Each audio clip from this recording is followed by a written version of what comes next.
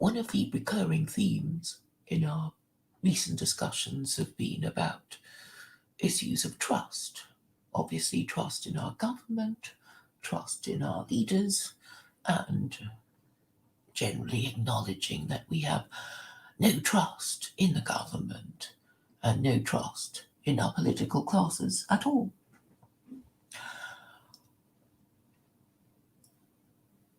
This conclusion is generated from repeated discussions on the rules. As you know, I keep talking about the rules because the key to political problems is about the rules, what they are, who makes them, who enforces and polices them, and who interprets them and decides on these matters. So, it has been pointed out that people who don't have any trust in their political classes and their government do not trust in the rules. They don't trust in the rule of law. Hello, Ricardo.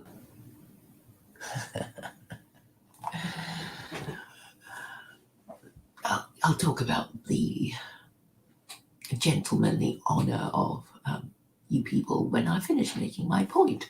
And Ricardo and I were talking about the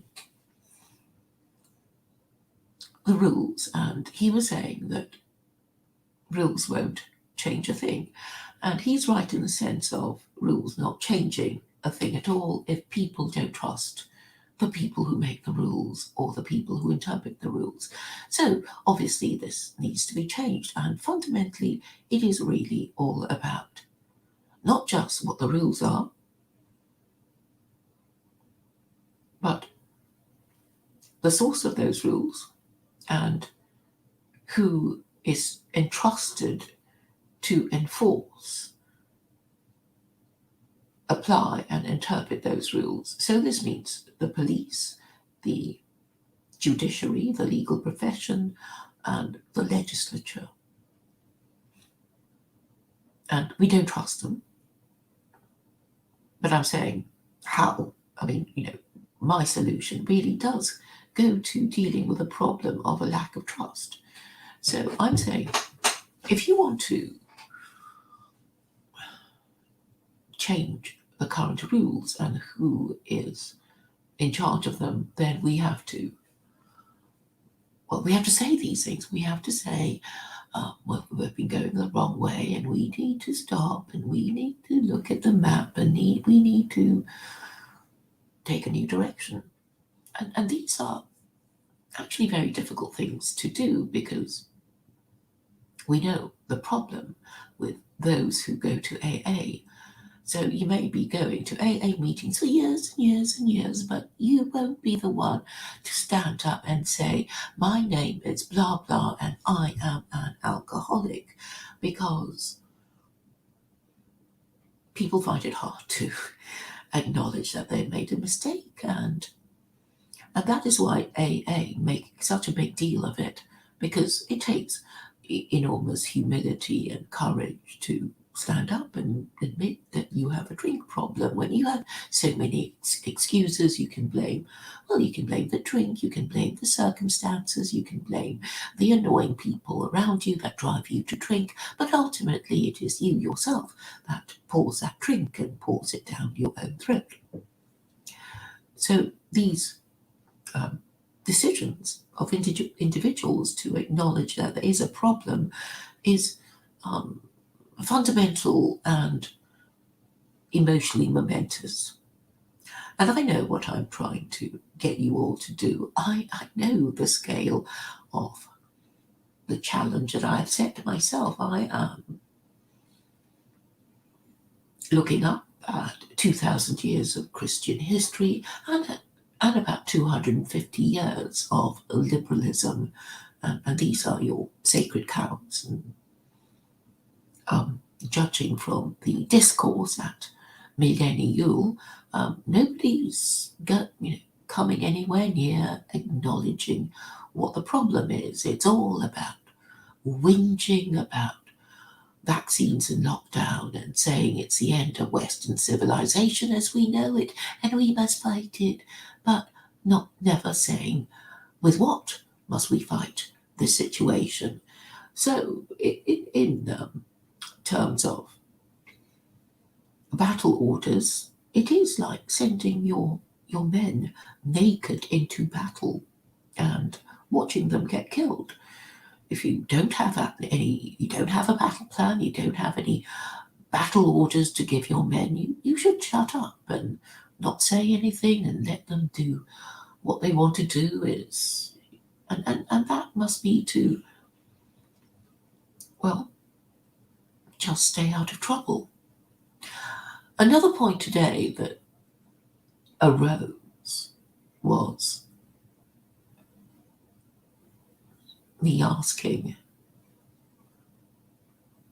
what moral system a person a person that I was arguing with had chosen. Because I'm saying we have no moral agency. We are only cattle if what we do is obey the law in order to avoid punishment. Because that's basically being like cattle, um, being motivated by the stick or the carrot. So if we are to claim any kind of moral agency, we will have to choose our own political system. Some of us will choose communism or fascism or Nazism or liberalism or conservatism or socialism or Islam or whatever. But obviously, those of us who consciously make a choice of political ideology to claim, to adhere to, and to apply for the rest of our lives, or go so far as to announce our political colours, they are the people with, well, more of a moral agency than those who say they're not interested in politics and just want to stay out of trouble.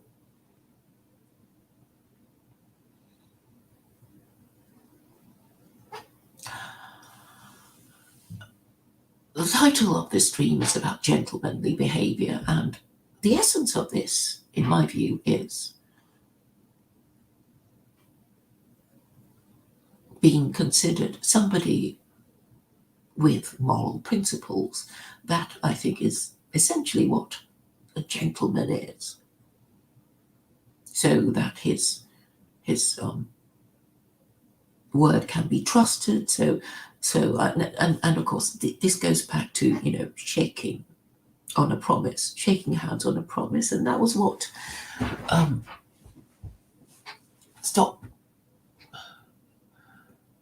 stockbrokers, is it stock? Well, certainly people who operated in the city of London, in the financial sector would do. I mean, I think that there was a time when they would dispense with legal documentation because they knew each other. They went to the same school and they trusted each other to agree a deal that meant lots of money on a handshake, and those were the good old days. So, of course, it's an issue of trust, and the idea is that gentlemen can be trusted. But what about ladies? Actually, politics is very unladylike. But I'm no lady. And I find it easier to understand these rules of honour that are supposed to operate, but which no longer do. And obviously would make things a lot easier if people could be trusted to keep their promises, or at least could be trusted to be reasoned with. And unfortunately, I find a lot of people they don't care about reason as long as they get their way. So they will know that what they believe in is in fact nonsense, but they will still cling to it because they know I have no power to change their minds if they've made their minds up, not to be persuaded by any rational argument. So, one of the, well, I would say three main ingredients of being a gentleman is to be honest, to be reasonable, and to have principles that you are known to follow. And this is, in essence, the minimum requirement of being a person who can be considered trustworthy. Now, do I fit into this category? I'm not a gentleman in the sense that I am not male. Are ladies, assuming I am one, capable of following these rules? Women are not generally expected to defend any principle. They're just expected to follow the rules, I think, and within the rules that they know, carve for themselves any particular advantage that they can. And this is actually what most people do, whether they be cads and bounders, or ladies or gentlemen. We can use the rules. We can manipulate the rules to serve ourselves and, at the expense of our spouse or neighbor or anyone in competition with us.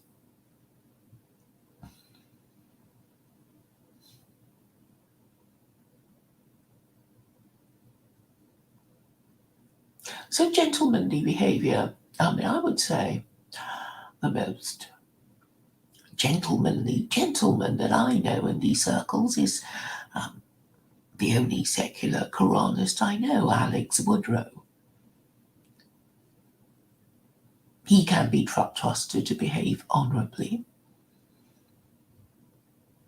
As for other people, well, it is,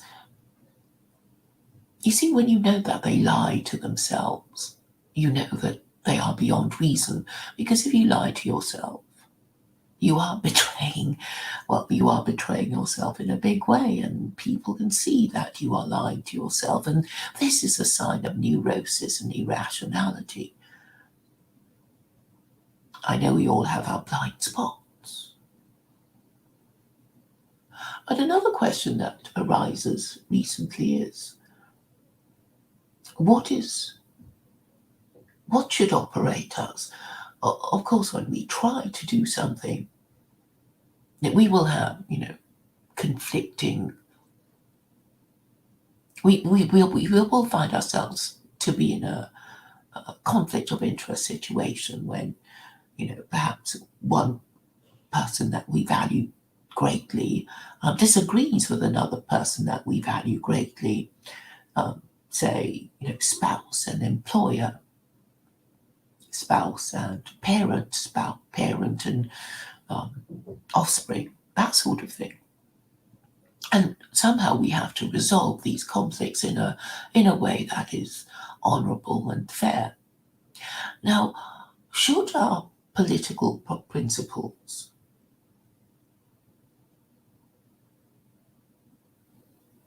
trump everything? Of course, it is a matter of balance. If we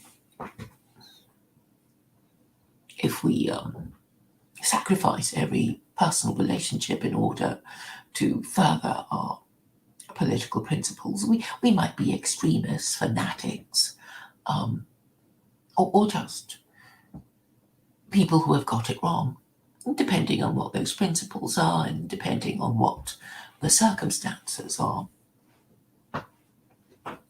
Now, what I'm asking you to do, I do see I'm not completely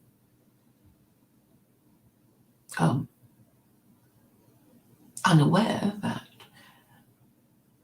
when your moral system and your political system have both broken down, when you are suffering the double whammy of a failed moral and political system, you are in a lot of trouble. And I know it is actually very difficult and dangerous, because we know what happened to China when the last imperial dynasty of China ground to a halt. I'm no great expert on Chinese history, but there was a book I vaguely remember reading saying that it really was impossible to talk to anyone because they were full of fear and anger, and you couldn't get anything sensible out of anyone because, they couldn't accept that all those thousands of years of that kind of ruling system was coming to an end. And so it was civil war for quite a while.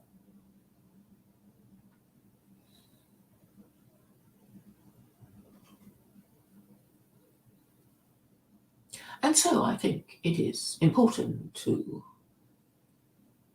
have moral and spiritual resources to draw on when things do look quite hopeless. I mean, uh, I don't know why I carry on doing what I do, other than the fact that I feel compelled to do it. I'm not, you know, enjoying any great success. All I know is that my dreams are more entertaining than other people's. That I could mention doing their seasonal Christmas dreams. I mean, I do try to listen to all of them, and they seem rather dull to me. It's the same old, all whinging about COVID and saying it's the end of Western civilization as we know it, and just more mumblings and mutterings of hopelessness and really not very original thinking because we've heard it all already. Because it's a second Christmas of whinging about COVID, isn't it? And you know that these men must be neurotic because they can't talk about, the real thing that they would be able to think about now if only they were thinking rationally and were not deliberately closing their minds and closing their ears to truth, logic, and morality. I mean, there is a reason why religion is so important. It's one of those, well, really, these abstract ideas, um, normally considered to be in the realm of metaphysics. When people talk about justice and morality and God and theology, and these are, well, in a way, fundamental ideas that allow us to reach the correct decision. And my frustration is simply that the correct decision is so obvious, and people are just refusing to put two and two together. And what can I do other than to keep repeating myself in the hope that there is somebody both honourable and influential, capable of being movers and shakers and doing what is required, or at the very least, engaging in a dialogue that will reach a conclusion that is sound and moral. Any comments?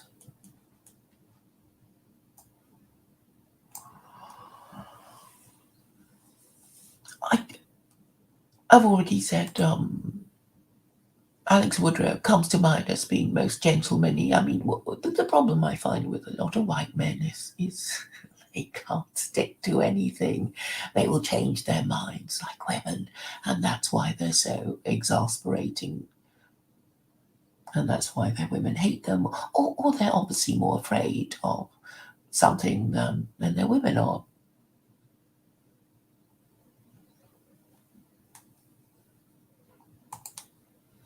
Stephen James says, Boris brought out a brown woman to frighten OAPs today. Her tone was as bad as that Aussie Dan Andrews, who goes to public like naughty children at his press conferences.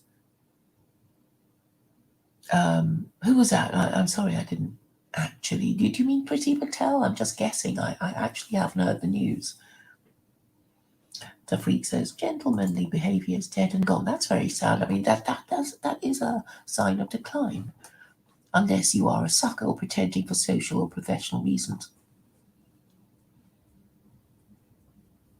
Well, it works with the ladies.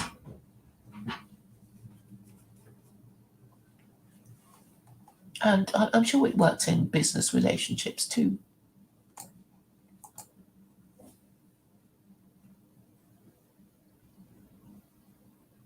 I don't know why you're talking about unbelievers. The freak. Stephen James.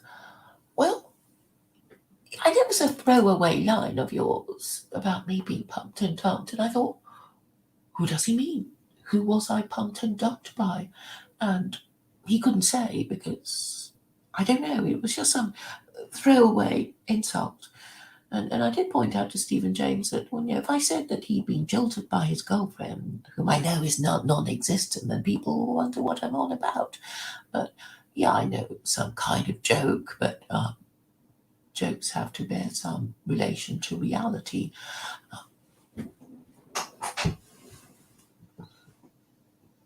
And I suppose I think to myself that we should use words carefully, and so you don't have to retract them and get into trouble over saying um, things you can't substantiate. I try not to anyway. Oh, society needs secular Quranism. Thank you, Half Galician. That's very kind of you. I know you're just being ironic, but it is nice and it's comforting to see such comments, even if posted with irony.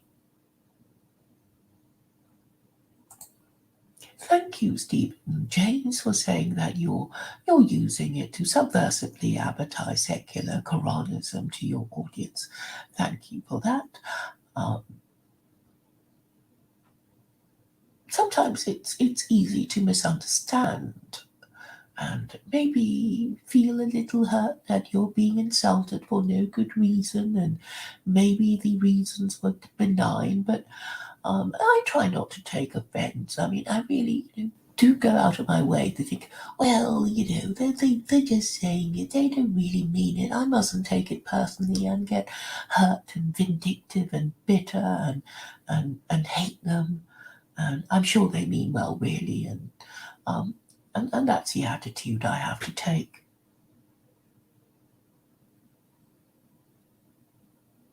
I don't know what sect in Islam you mean, Tafriq.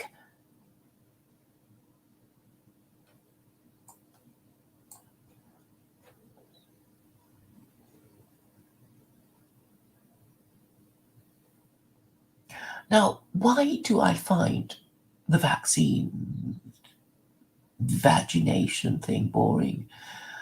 I suppose it's just boring because people won't agree. Because, there is some truth in it. I guess some people have died of COVID, and some people will know somebody who's got it and died, and some people will be nervous of catching it, and people will have subjective feelings about it. But so what I prefer are, arguments that you can make that are at least 75% making the point. So that's why I, like to bang on about, you know, your moral and political system failing you after 2,000 years or 250 years. And it's important to keep making this point because otherwise you won't get it. And it's really important that you do get it and talk to others about it so better minds than ours can talk about it, even though I know they are trying to do their best to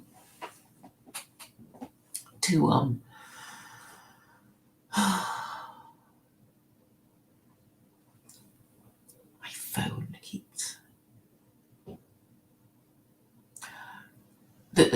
that they're doing their best to avoid the subject. And I'm saying it can't be avoided because, that is precisely the problem. And, and that's why, certain ideas are important, even though you can't see them.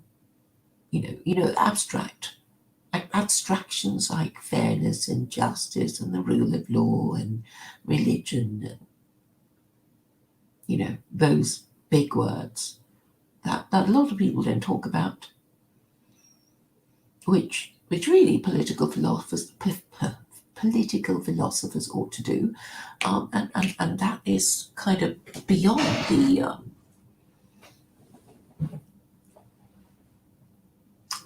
the what's the word, the intellectual range of those who identify themselves with nationalism, I suppose. So if I want to analyse the nature and quality of these discussions, I would say that they're not really, it's all kind of pre-planned. It's basically a whinge and then the other person agreeing with the whinging and just being polite. And that's why it's also predictable, you see. And the predictability of these conversations is what makes it so dull. And a lot of them just sort of rattle off, their set piece speeches. Oh, yeah, I do kind of have bits in my speech in which I might as well go, cut and paste from a previous occasion when making a similar point. But I like to think that I do develop my ideas, and when I go over my streams, I have further ideas, and I hope enough of you do come back after I've timestamped them, because then you'll find them even more accessible, and then you will find that I have tried to sum up a point in one sentence at a particular minute. And the act of doing this helps me to develop my next point, and also to correct um, any what's the word, when I misspeak. I know sometimes I say, I leave out a crucial word, or um, when I leave out not, or so time stamping them gives me the chance to make any corrections and vow not to repeat any infelicities of expression. But earlier I was talking about how much our political principles should impel our actions. I mean, obviously not everybody takes politics as seriously as me. And so they might look upon it as a kind of hobby, being hobbyists. Probably many people do this just for fun, to let off steam without actually intending to solve problems. But I think if you're already complaining about politics and politicians and the government and government policies, then you should just take the next step about deciding what is to be done about certain things. And if you can't even say what needs to be done, then it means you are further than someone who is able to say what needs to be done. And I know it's not really asking you that much, but I think taking the extra step of thinking of what you should say to get the result you want is in fact quite therapeutic. So this will give you a sense of direction, because you will have some theoretical destination that you have worked out and are moving towards. Now, for me, um, I'm quite clear about what what needs to be done for me to get what I want, which is for a public intellectual to discuss my ideas. And stubbornly, everyone, in the nationalist community is still conspiring not to discuss my ideas because they don't want to upset themselves. You see, I mean, that's basically it. Last year on Millennial, there was a lot of people talking about religion, and now this year it's about COVID. And I think this is a kind of displacement activity, really, because in the end, the reason why the rules are the way they are is because the female preference is being prioritized. And the only way to have a more gender balanced society is to restore the patriarchy. So every now and then, the male preference is prioritized. And we already know that if the male preference were being prioritized, there would be no lockdown, there would be no vaccines, and life would carry on pretty much as normal. And why not? When you think of, yeah, is it 20% of Europeans died in the bubonic plague? Let me just check.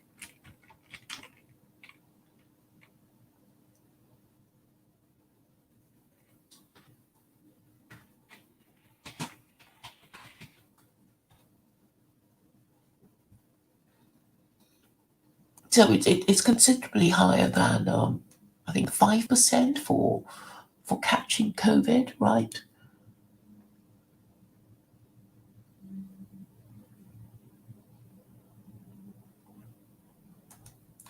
So the plague was a cause of the Black Death that swept through Asia, Europe, and Africa in the 14th century and killed an estimated 50 million people, including about 25 to 60% of the European population.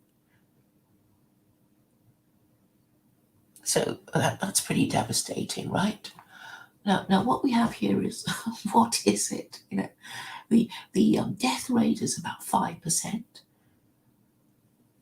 I mean, do we even have accurate statistics?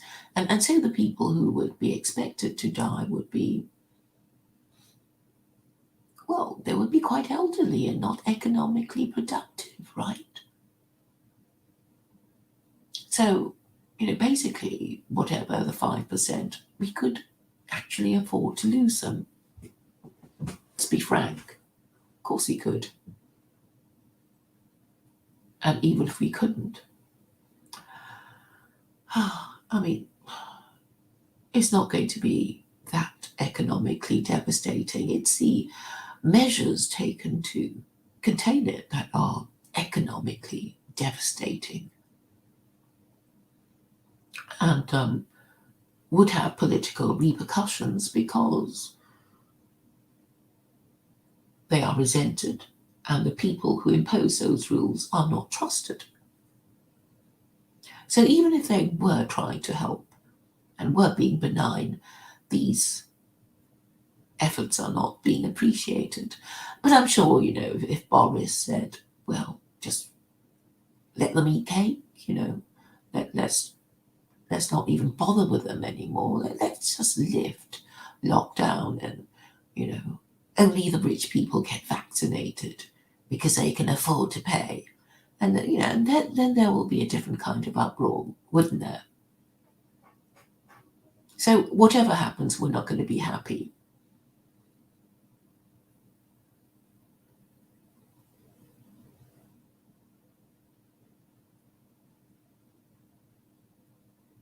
But I keep going back to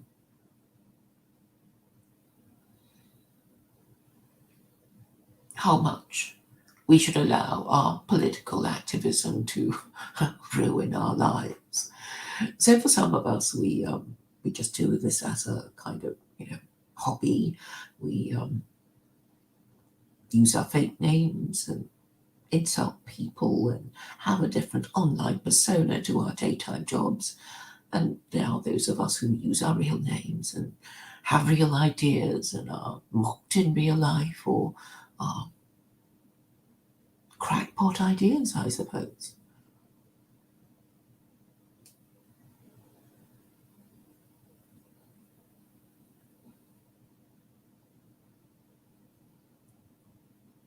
And I suppose the only way to show how serious we are about our ideas is to keep banging on about them and not backing down. And some of it may be to do with ego, but then if we didn't have an ego, we probably wouldn't want to do anything. I mean, that is the thing. The urge for status, for fame, for the reputation of being right is I'm sure linked to our desire to rise in the pecking order of, well, morons and vegetables and our fellow citizens in the hope of distinction and success.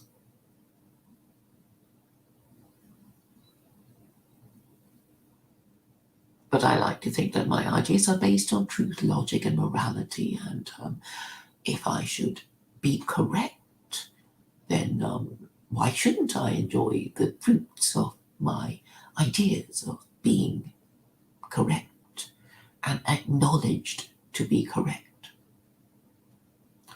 Now, for the faint-hearted who think, oh, I'm just going to be victimized, or worse, my family are going to be victimized because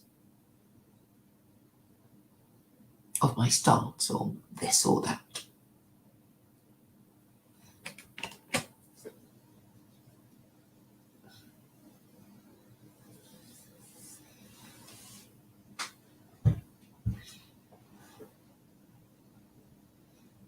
For me, I suppose I have the urge to go where truth, logic, and morality take me. I do think I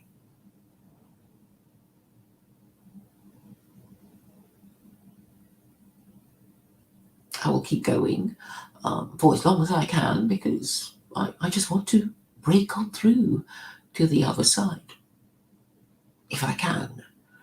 And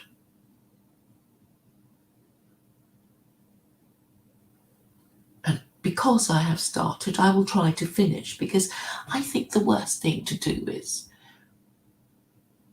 to get halfway across the swamp and then turn back and actually make the same effort to turn back when if I had carried on in the same direction, I would have gotten to the other side.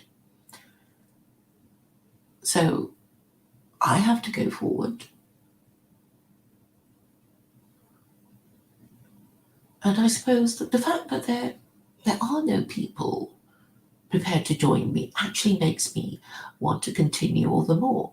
Um, if there were lots of people going in the same direction, I think I would probably give up because I think, oh, the far fitter, faster people going in that direction. They don't need me to carry on. So it's all a matter of interpretation, I suppose. I mean, perhaps I'm mad. Perhaps I'm really silly for saying this thing that to me is obviously true, but which will continue to be ignored because other people don't act on truth or logic or morality. They act according to their perceived short-term interests. And that's how they're programmed. And I'm saying, for there to be even anyone capable of conceiving of the national interest, they must think in the long term, and the long term must mean thinking in terms of posterity, of descendants, of people we will never meet, who will be judging us.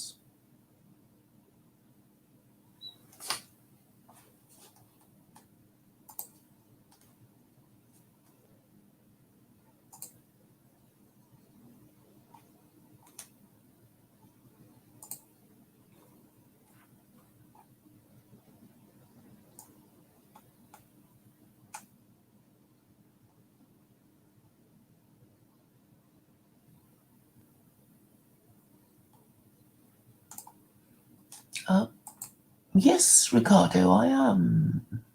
That's a plan anyway. That Stephen James is going to be on Coranu closer to Christmas. Was I calling you an incel? I don't know. I wasn't thinking of you.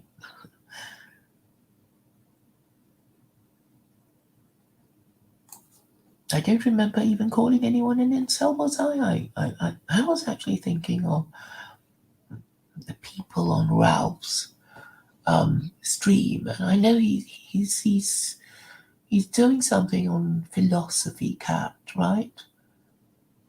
I haven't been listening.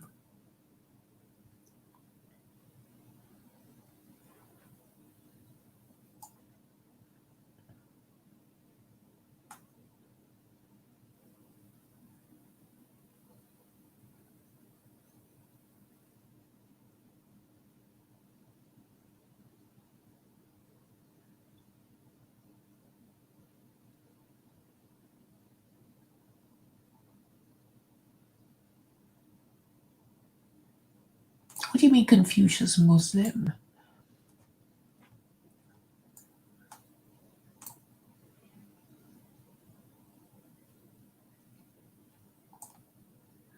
What press conference are you talking about, Stephen James? I'm afraid I wasn't listening.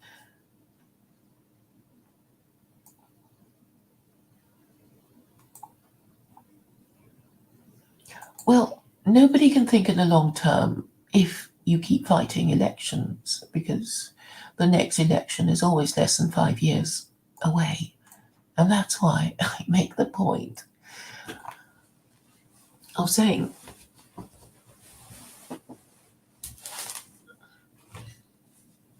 that I am not a Democrat.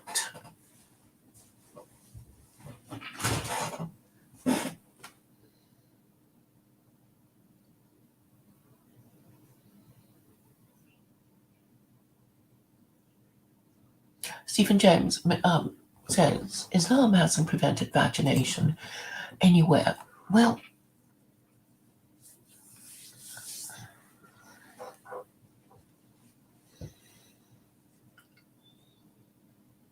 I don't know what they're doing in Iran. I mean, but as for the Sunni countries, I think they'd be just too much. I mean, they're already under the control of the West, aren't they? So they would be just taking their cue from whatever the West is doing. But I think maybe Iran would have their own way of doing things. I don't know, but I haven't been following what they're doing.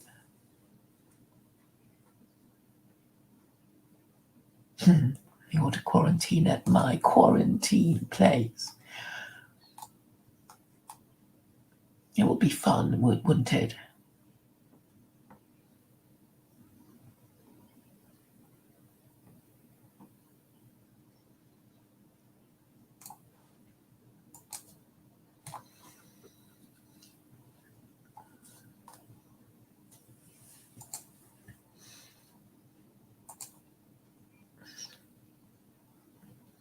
So to end lockdown.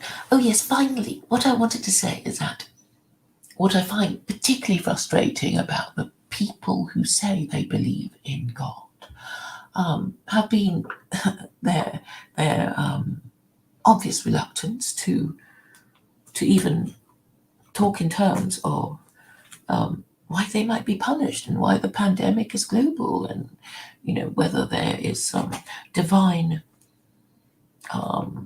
retribution intended in the global pandemic. They're actually ashamed or embarrassed to talk in these terms. So I can't help but think that God, if he exists, would be, well, really quite cross with all these people claiming to be Jews, Christians, and Muslims, and who never, come to the obvious conclusion or talk about the possibility that they might be punished, that humanity is being punished for its collected and collective sin.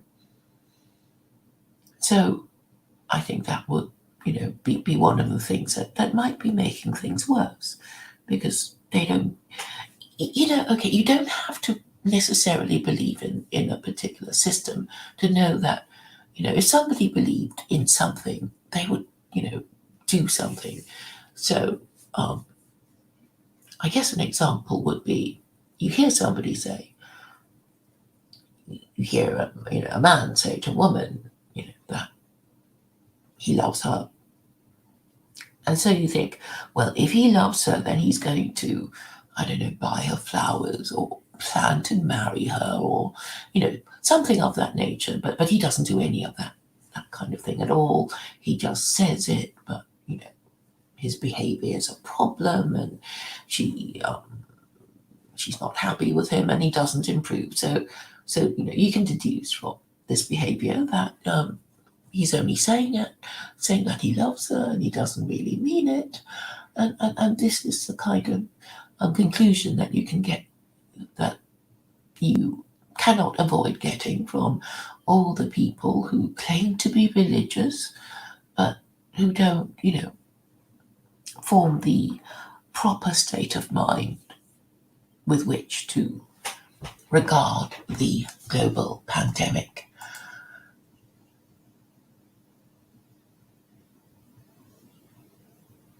Hello, Tiffany. Turkey is not a Western puppet. Nice to hear. What happens a lot, Tiffany? Men saying things they don't mean.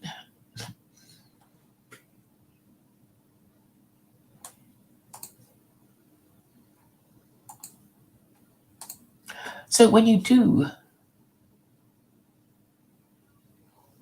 find, sorry, I'm looking at a picture of the a rather nasty picture of somebody with bubonic plague, with a bubo on the upper thigh of a person infected with a bubonic plague. I'm going to close that window.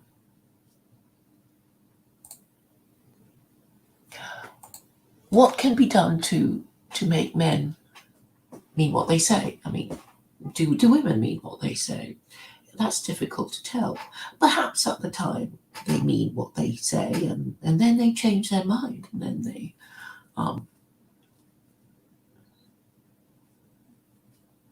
don't like you anymore, and because the caprice of women are, but men can be just as capricious as women, so we don't really know. So what would make people mean what they say? I guess, you would have a culture of encouraging people to mean what they say, and, you'd have to reward people who mean what they say and are and act on logic and, stick to their principles. So I guess, the culture would change if you had, I guess, lots of movies and stories and, end happily for the people who did the right thing. And this change in culture would need a change in the culture, the people at the top.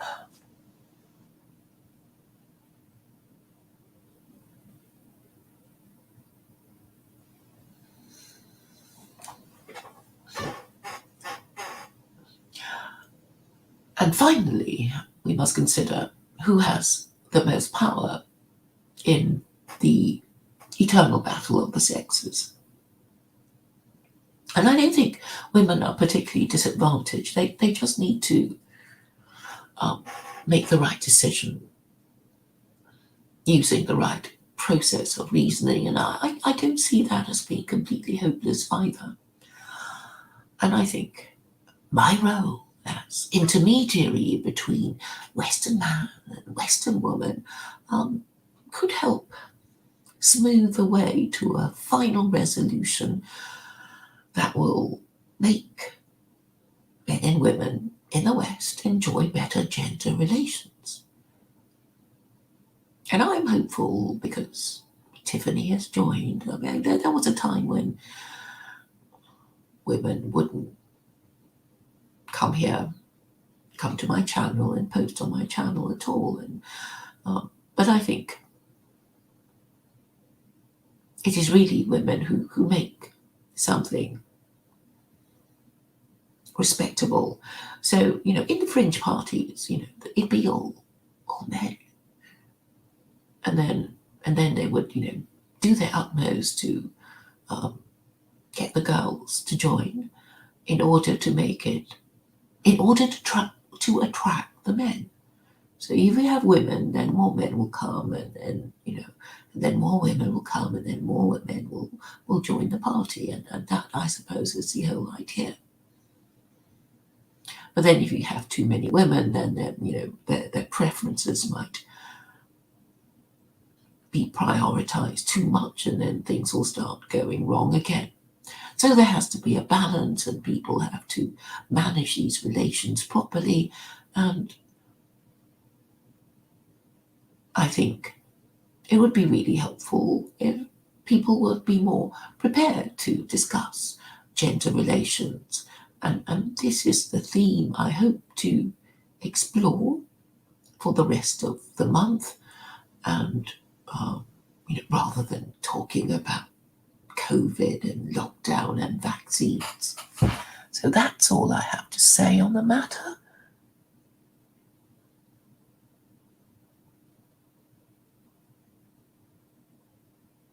Well, okay. Abdul Al-Jalal says, well, men have greater physical strength, yes. But I think on the whole, men just do things in order to get women. So women have to know how to motivate men a little better. Abdul Al-Jalal asks, can we make Roman culture mix with Islam instead of Christianity? Well, Rome fell before Muhammad was born. And this is a point that I would like to make about Islam, because I don't think Constantine the Great would have chosen Christianity if Islam had been available. I mean, it's so obvious that he wouldn't, because he had to do so many things to even get Christianity adopted in Rome. And I don't think many people know that. So basically, Christianity was half-baked, and he had to call the bishops to Nicaea to agree on matters of doctrine, and they couldn't even do that, and there was schism, and I am certain that if Islam had been available, he just wouldn't have given Christianity a second glance. And so that's a point I want to leave you people with. So you can think, particularly if you're American, about the founding of the American Republic and the White House Koran that was owned and must have been read more than a few times by Thomas Jefferson. It's just so obvious that the founding fathers weren't Christian, and modern European history has been about rejecting the institution of a Christian monarchy. And this is only inevitable and logical, bearing in mind that, we have modern states that are going to need the leadership of a bigger pool of political talent than could be afforded from the rules of succession in a monarchy. So thank you, everyone, and goodbye.